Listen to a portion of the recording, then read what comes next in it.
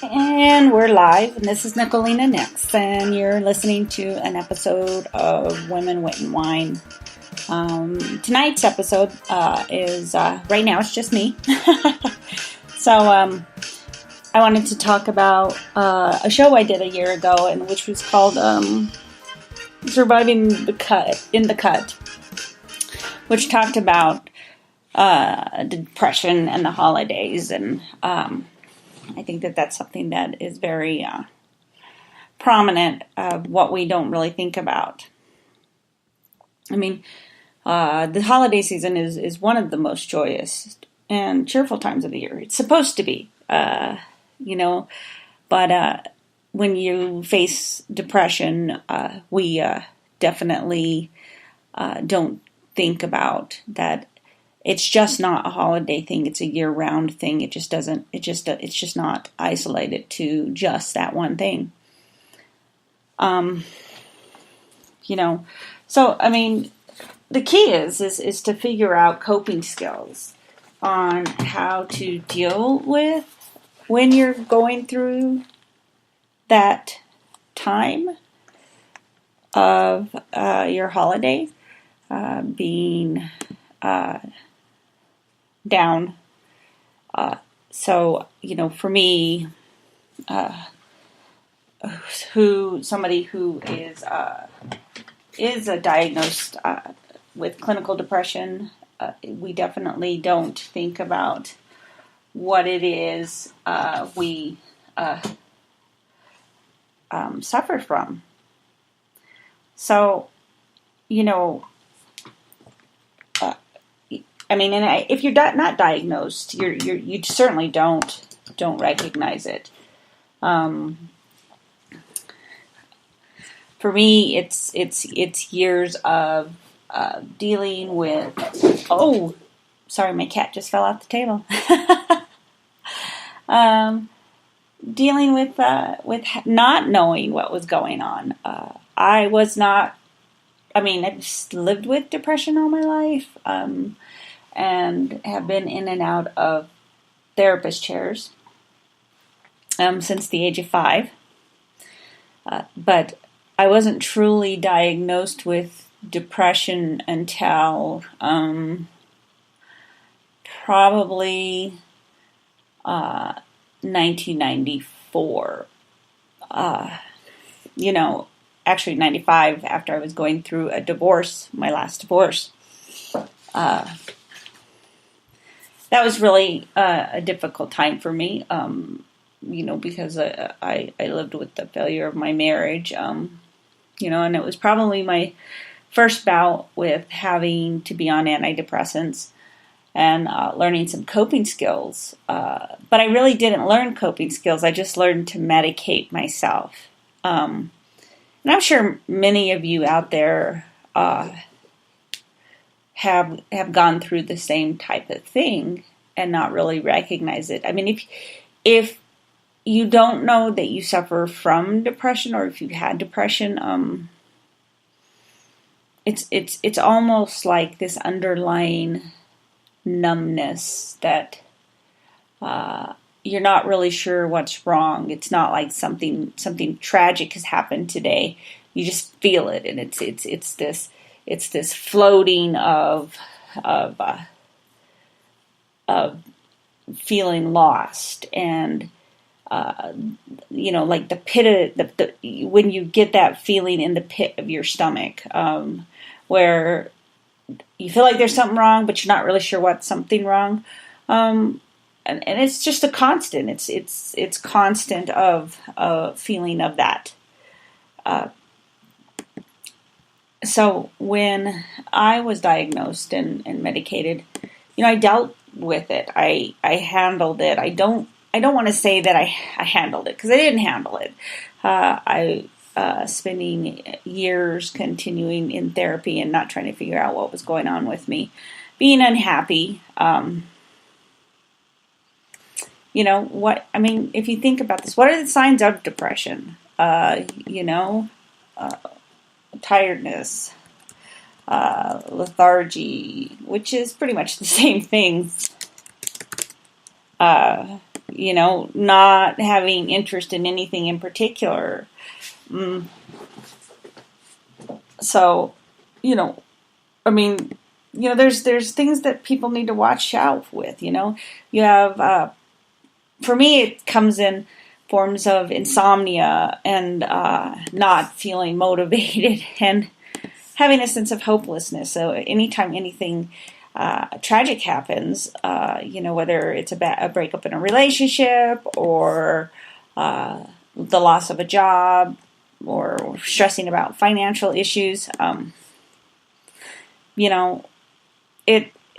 it intensifies. It's insane, that feeling that you go through, because most people associate with depression with an overwhelming feeling of sadness and loss, of interest in everyday activities, but it's so much more than that.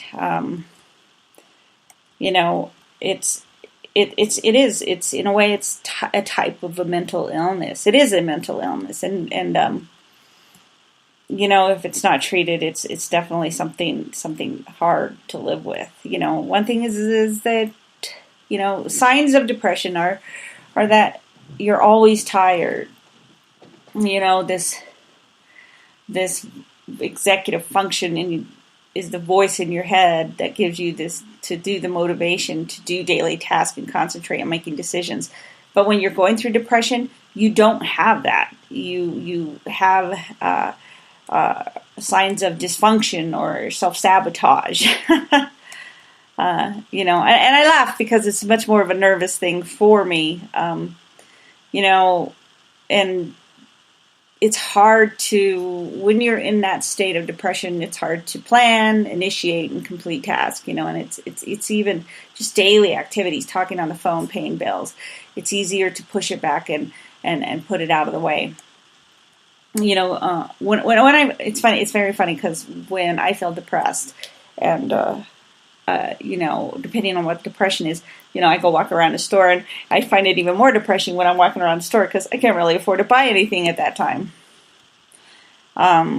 So when things start to pile up and you're putting off what your obligations are, that could be a sign of depression. I'm not saying it is depression, but it could be a sign of procrastination, but it could be a sign of depression.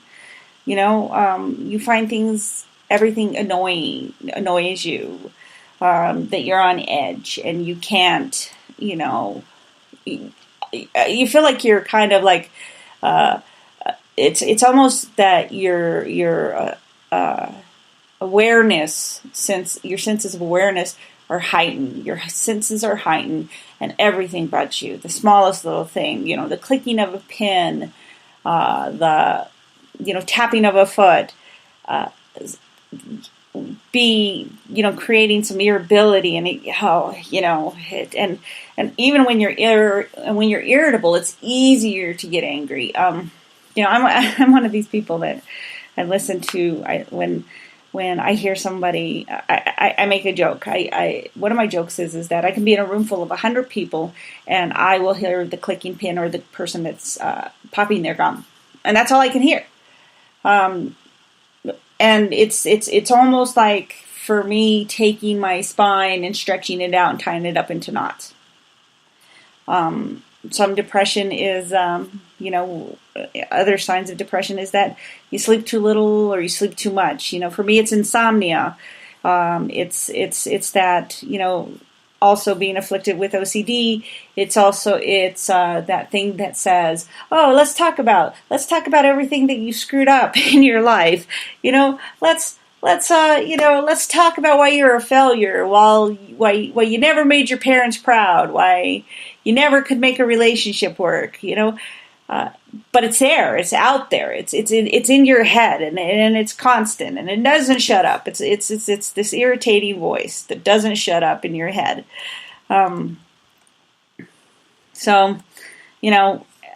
for me, it's usually about 3:00 in the morning. It's like a little tap on my head that says, oh, hey, let's talk about what's wrong with your life. For some people, depression comes in the form of eating, stress eating. When I go through bouts of depression, I don't eat a lot. I I try to sleep as much as I can, even though I really can't sleep, but I go through bouts. To avoid eating, I sleep. Figuring, that depressive part of me says, well, maybe if I just starve myself, it'll be done. It's not. And I've said this before, when you're in that moment of depression, it's like that you're in pain. You feel pain, chronic pain, psychological pain.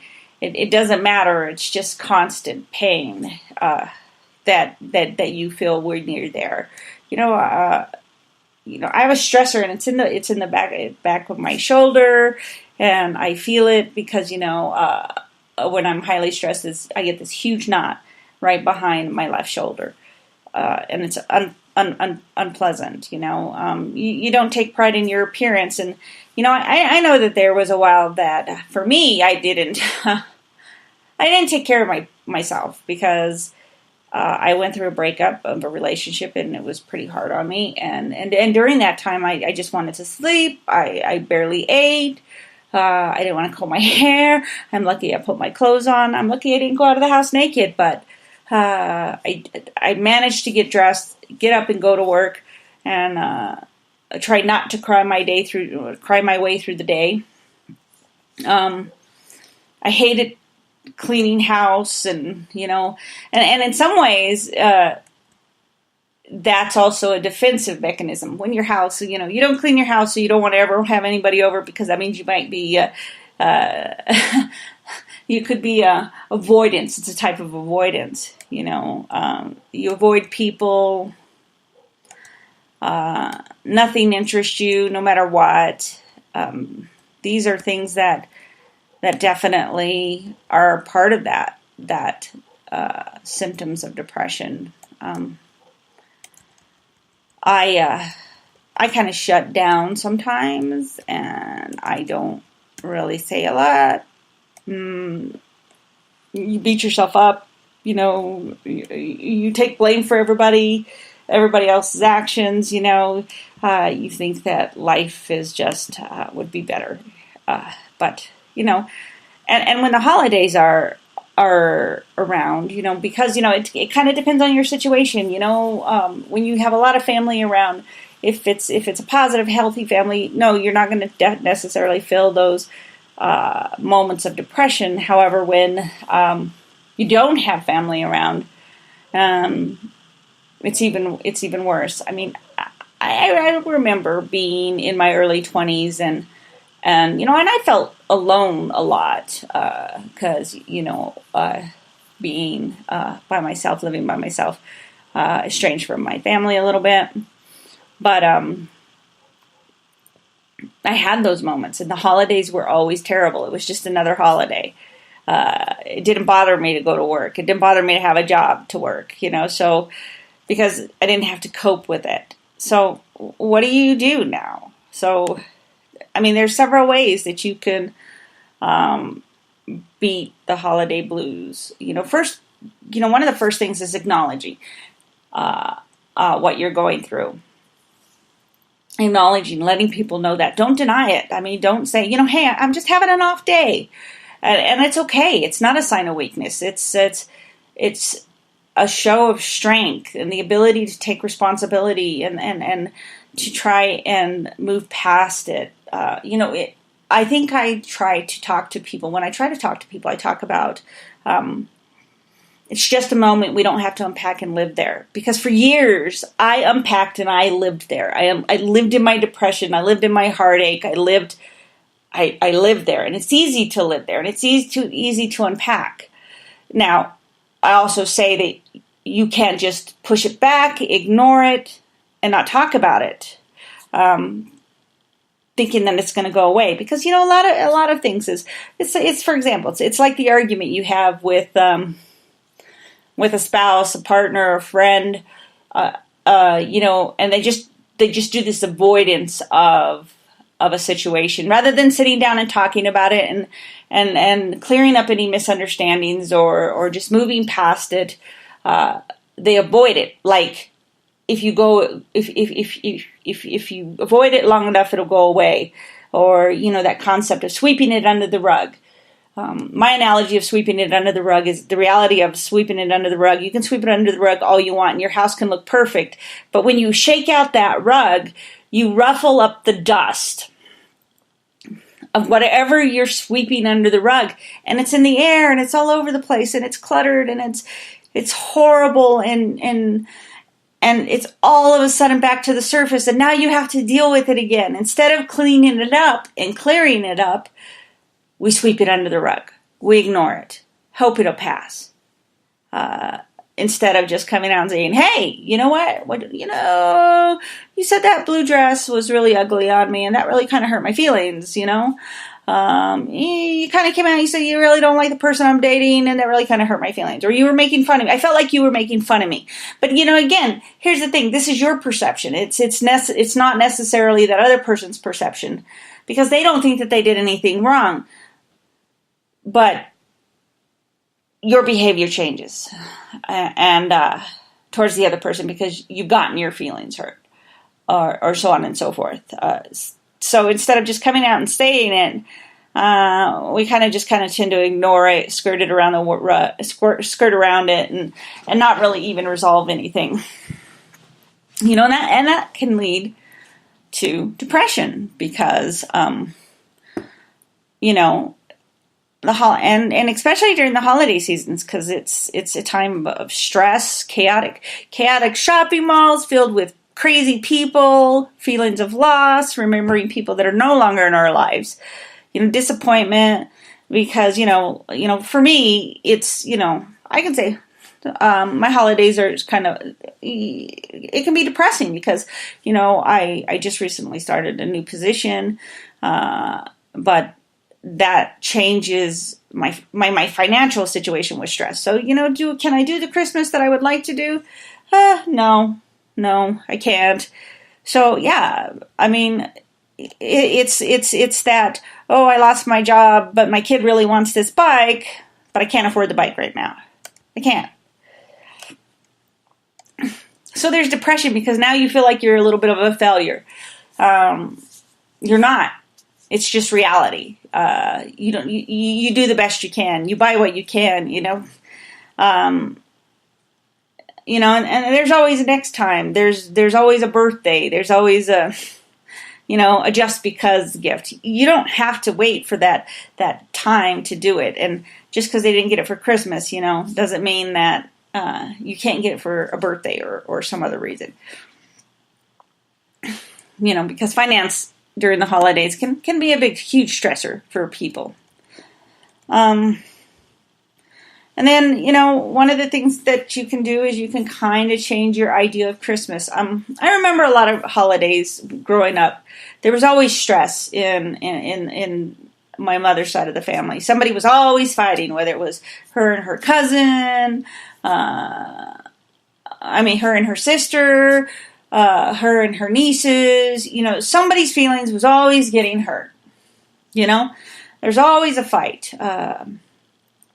I remember one Christmas when I was young was one of the very few memories I had when I was younger that my mom had gotten into an argument with my biological father and went over to the house and broke into the house and cut her hand. And I remember these things, So you have these memories of unhappy Christmases. So now it's time to refocus and change what your idea of Christmas is. You don't have to,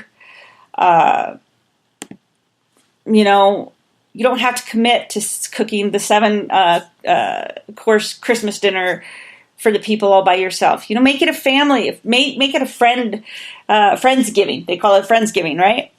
Make it an event to where you can invite people over, or kind of a Christmas potluck or a holiday potluck. You don't have to go to everything you're invited to. It's okay. It's okay to have that downtime. You don't have to feel like you have to get everybody a present. Don't. This is not your obligation. And if that's the case, for me, it's like, I do this regardless whether things are tight or not. I make a tea a chai tea, and so like I'll give it as a gift for Christmas rather than going out and spending a lot of money. Well, I spend a lot of money on that, but I spend a lot of money on my recipe for chai tea. However, it's a gift that I can give to more than one person, and that is something that's definitely important to me. Another thing you can do is do something creative. And flow, create something flow inducing, that's holiday related. Write a short story about Christmas or a good memory of Christmas. Start rewriting that negative tape that replays in your head about why Christmas can be so depressing. Activities, definitely go out, make cards, bake cookies. One Christmas, two friends of mine and I got together and we made Christmas cookies, and then we kind of split it up between everybody had two recipes that they came and they cooked, and we all did it, and it was kind of a cookie sharing kind of thing, and it's kind of fun.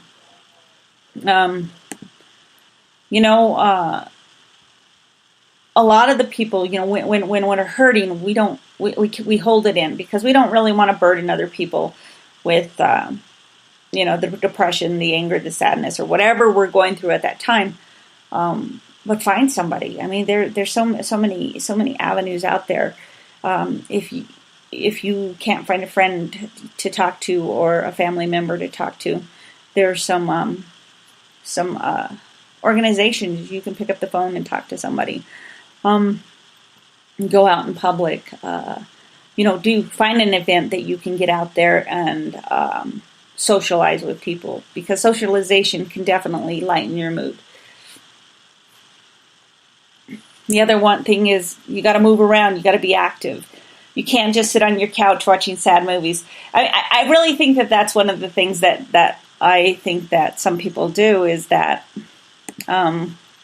you watch the sad, sappy movies. Okay, when you go through a breakup, you watch all the rom-coms, the romantic comedies, and really, those are pretty depressing most of the time. So, don't do that. Change your pattern of music. We go through a breakup, we go through the holidays, we listen to the sad Christmas songs, the Blue Christmas by Elvis Presley, the sad Christmas movies that make us cry. Stop that. Change it. Watch something lighthearted and funny, and, go back to your childhood and watch the cartoons, the Frosty the Snowman cartoon, or I remember there were so many cartoons. Rudolph the Red-Nosed Reindeer. Yeah, it was a little sad, but you know what? At the end of the day, it makes you feel lighthearted. So do something that lifts your spirits. And another thing is that when you're going through this depressive state is maybe to practice random acts of kindness. So definitely there's something that you could take, like, for example, if you have small children or children. I know people that have, with their kids, have said, hey, you're going to get some Christmas presents, so let's take 5 of your toys and let's donate them to kids who don't have something, who are less fortunate, and give that gift.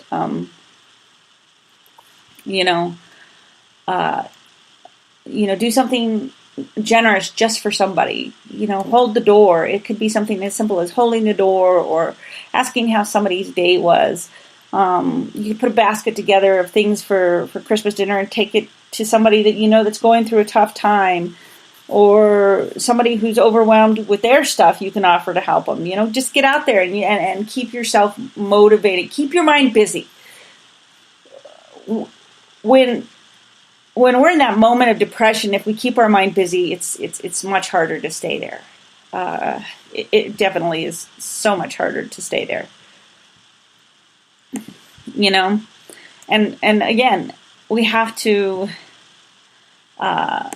think about this in several different ways of how can we move past the holiday depression. Spend time with loved ones. I have some amazing friends that I can spend time with, an option, which is also a random act of kindness. Host a movie night with your friends where you can watch a Christmas movie, a Christmas story. Everybody talks about a Christmas story. Make it a potluck. Get together and just do something casual. Hey, when you're making those cookies, that's an idea. Have somebody bring something for a potluck kind of thing. Make some cookies and watch a movie. Watch a holiday movie. Something that makes you laugh and lighthearted. You could have a gift wrapping party. I know that on holidays, when it came to my family and spending time with my family, I was always the person that ended up in a room by myself wrapping Christmas presents because I knew what I was good at wrapping Christmas presents, I guess. Or maybe they just took advantage of me. But regardless, it was me doing that. Another thing is do it yourself. A lot of these activities you could do with other people. Like find it a DIY alternative. Using seashells for Christmas ornaments. We just went to the ocean, so you definitely can do that. Or you can use cookie cutters to make ornaments. And then, of course, the traditional thing that we did when I was a kid, we would do things like stringing popcorn to make a garland for the tree, or doing the construction paper holiday rings to wrap around the tree. Things that you can do that. I mean, if you have kids, or you don't even have to have kids to do any of this stuff, but get out there and do something fun, make it fun. I like to do a white elephant every year. I didn't do it last year, and I don't know that I'm doing it this year, but usually a white elephant is, everybody brings a gift, and you make it something fun, have some great libations and enjoy the company and laugh, focus on, the other thing is to focus on what's good this holiday season. What is good this holiday season, There's so many activities that happen. I think there's that you can do, whether it's going to a church to listen to some holiday music, or create a Christmas costume party. I remember, growing up caroling. It doesn't happen anymore. We don't really carol anymore. So, and sometimes, it's getting up, it's going through the motions, it's making it, because, so at some point in that time when you're going through the motions, your mood shifts. And when it shifts, it's easier to get out of that hole. It's easier to get out of that place that you've unpacked to live in.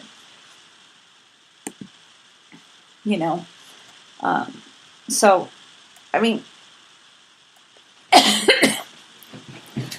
that for me is in itself is an important thing. You don't have to stay at home. You don't have to be by yourself. You can move past all of this depression. You don't have to. You're not alone. There's plenty of people out there that go through the same exact thing that you go through every night, every day. This is an ongoing thing. I deal with this every day. I wake up every morning and I have a choice, and I try to find a choice. My choice is, do I want to stay in the moment of depression, or do I want to try and move past it? So yes, I try to move past it. Sometimes it's easier said than done, but you work through it. You learn some coping skills. Give yourself permission to be in that moment of depression, but put yourself on a timer, and then at the end of that timer, you have to go do something that's good for you, fun for you. Get out of the house, take a walk around the park, go to a pet shop, because you know what? That's one of the biggest things of happiness. Small puppies and animals are bundles of instant happiness, for especially when you're feeling depressed and alone. So, my shows, this will end up being a short show tonight, because it is just me. I'm trying to work my schedule. I've got a lot of things going on in December, so my shows are going to kind of be light. If I can do a show, I'll do one. But I definitely, Women, Wit, and Wine will definitely resume, most likely after the first of the year. But don't be surprised if you do see something pop up when the moment hits me right. I hope everybody had a fantastic Thanksgiving, a safe Thanksgiving, have safe holidays. We're all traveling, seeing relatives. With Christmas, just make sure that you talk to somebody. You're not alone. You don't have to be alone. You don't have to live there. I want everybody to have a safe Christmas. I will be back probably next Sunday.